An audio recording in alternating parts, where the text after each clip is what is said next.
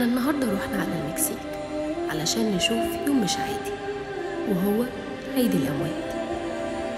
الموت كلنا بنخاف منه، لأن في حياة تانية ما بنكونش عارفين عنها أي حاجة، وأي شيء مجهول بالنسبة للبشر أكيد بيخافوا منه.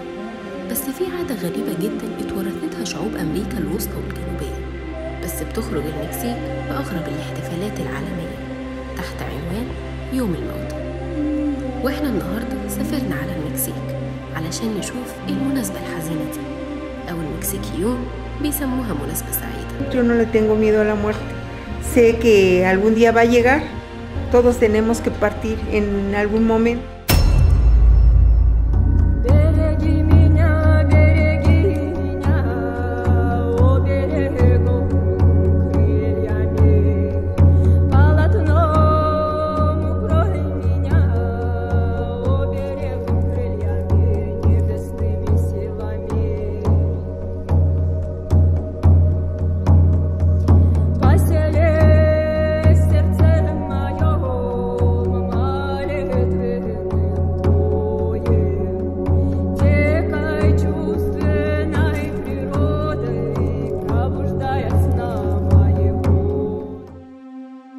على مدار يومين بتحتفل المكسيك باليوم الموتى، وبيبدأ اليوم الأول في 1 نوفمبر من كل سنة، واليوم ده بيتسمى بيوم الأبرياء، لأن في اليوم ده بيحتفلوا بموتاهم من الأطفال.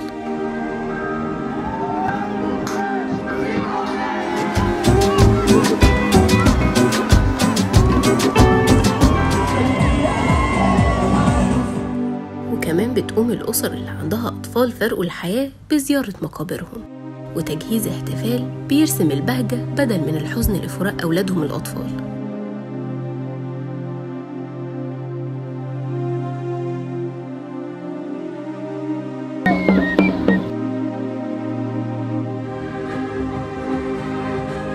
والاحتفال بيكون عبارة عن أنهم بيجهزوا جماجم مصنعة من الحلويات ومتزينة كمان بالسكر الملون والورود.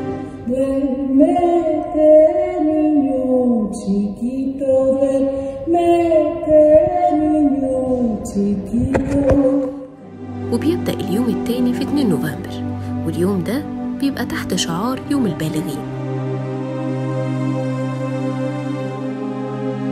ففي اليوم ده بيتملي شوارع المكسيك بالهياكل العظمية اللي مصنوعة برضو من الحلويات، وبتقوم عائلات الموتى بعمل موائد خاصة، وده في البيوت وعلى القبور كمان، وده علشان يشجعوا أصحابهم على زيارة القبور.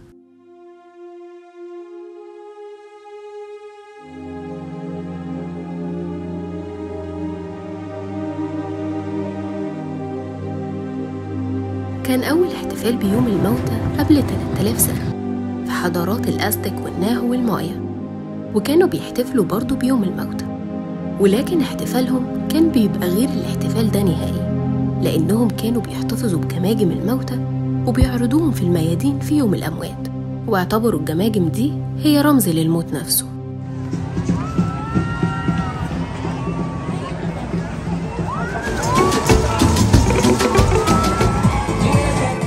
بيعتقد المكسيكيون إن أرواح الأطفال الموتى والبالغين بترجع للأرض في اليوم الأول والتاني من شهر نوفمبر، وبيستعدوا الناس للاحتفال باليوم ده، وده من خلال جمع القرابين اللي هتتقدم في المهرجان.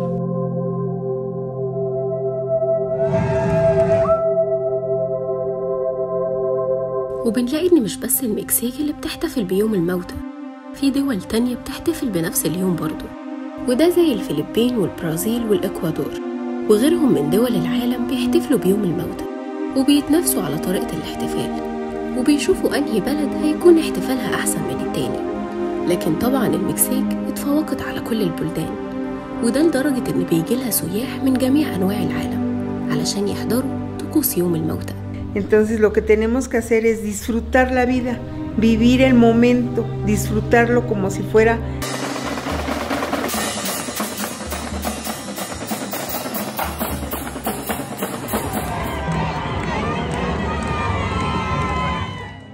وبنشوف في اليوم ده احتفالات مليانة ألوان، الجماجم ملونة والوشوش برضو ملونة، والكل لون من الألوان دي ليه معنى عند الشعب المكسيكي، زي مثلا اللون الأصفر ده بيدل على الشمس والوحدة، وإن كل اللي بيعيش تحت الشمس متشابهين مع بعض. Como nos portemos aquí, vamos a pasar al más allá y es como vamos a estar.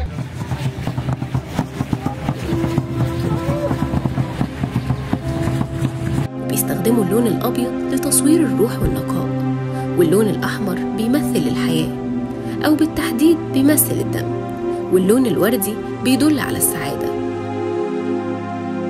This Dia de Muertos celebration allows us to remember our loved ones, not with fear but with love.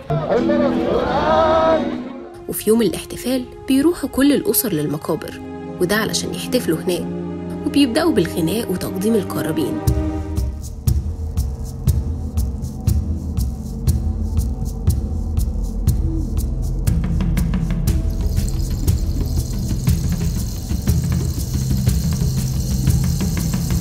أما القرابين دي فبتعتبر الأكل المفضل للمتوفي، وبعد ما الزيارة بتنتهي بياكلوا المحتفلين الأطعمة اللي قدموها قرابين من شوية، وده لاعتقادهم إن أرواح الموتى خدت طعم الأكل، واللي اتبقى منها هو عبارة عن طعام فقد قيمته الغذائية.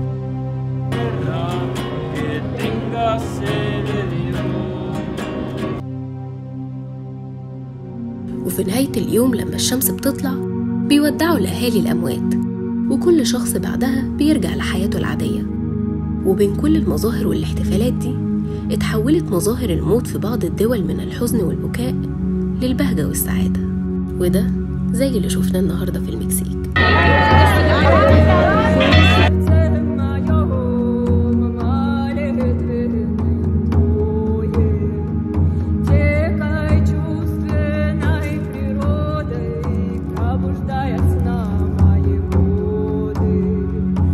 Пробуждая